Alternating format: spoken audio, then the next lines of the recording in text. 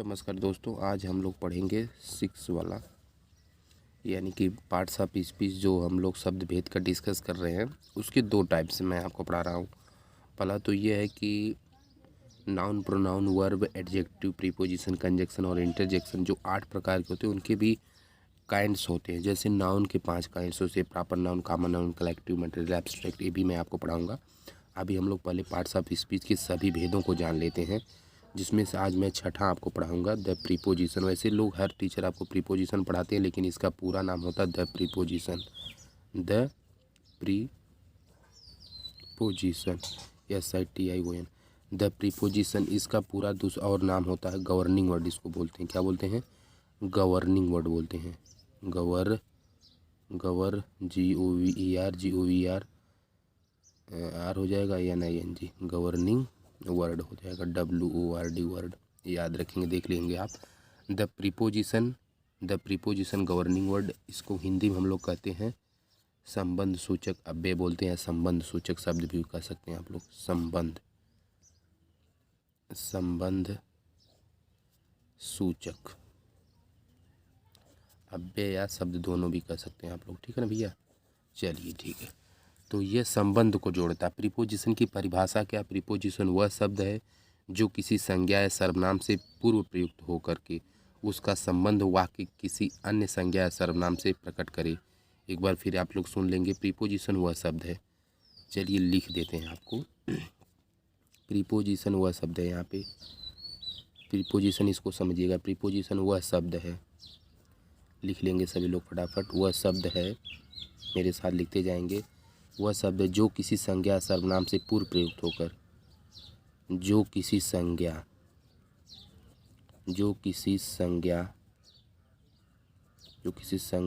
सर्वनाम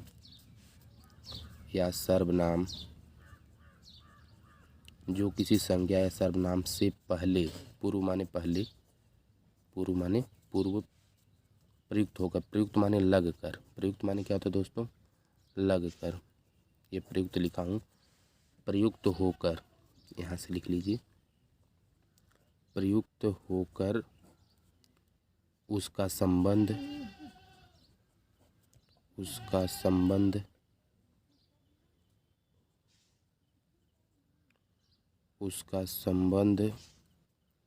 वाक्य की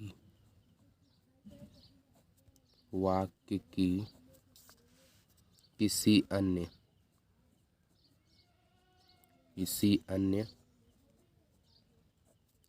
अन्य संज्ञा या सर्वनाम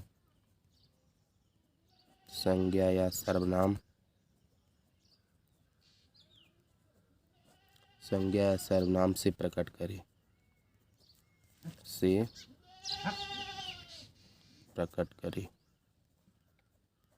संज्ञा सर्वनाम से प्रकट करे, उसे हम लोग प्रीपोजिशन कहते हैं।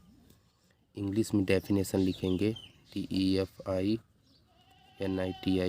डेफिनेशन इसकी हो जाएगी इंग्लिश में कि अ preposition, PREPOSITION, a preposition is a word, WORD word used, used before, BEFORE before a noun, और माने अथवा होता है, और प्रोनाउन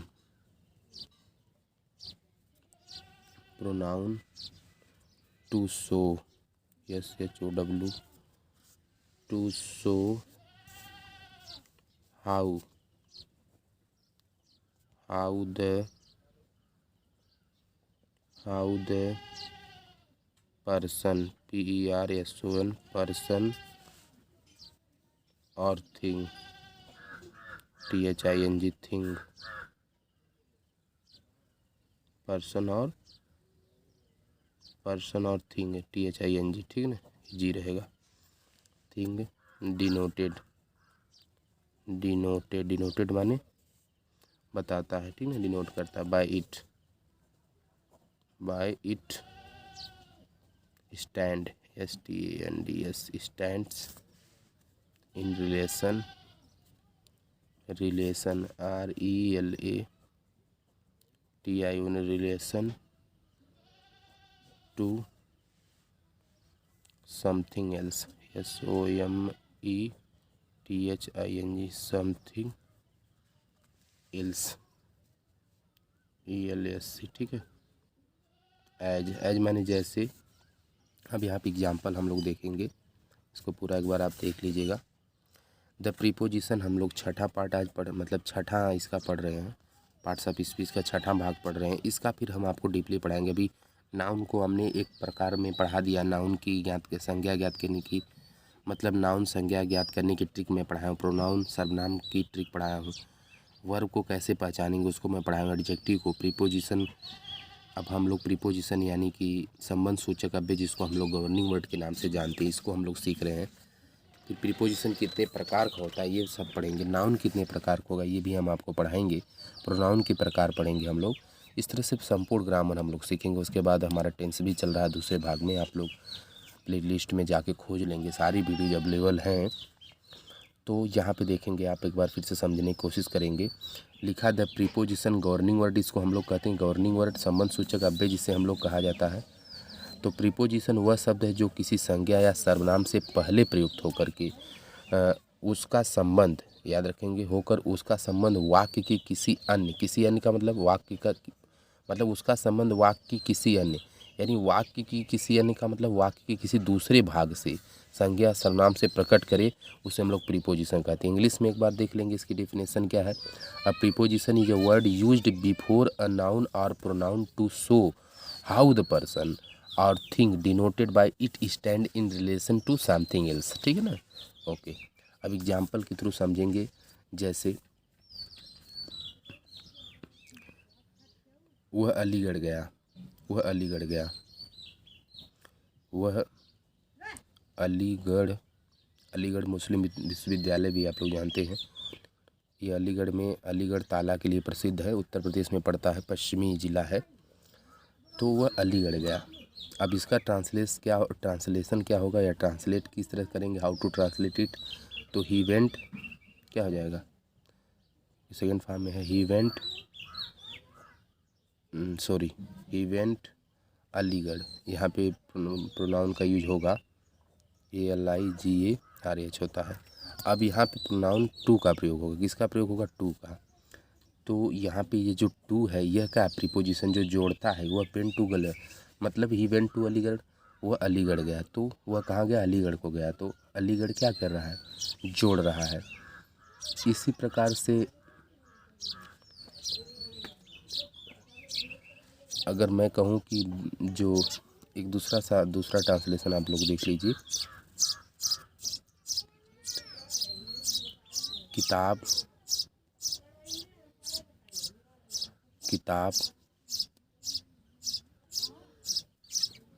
झोले के अंदर है, या बैग के झोले लिख लीजिए, किताब झोले के अंदर है, झोले के अंदर है, अंदर है।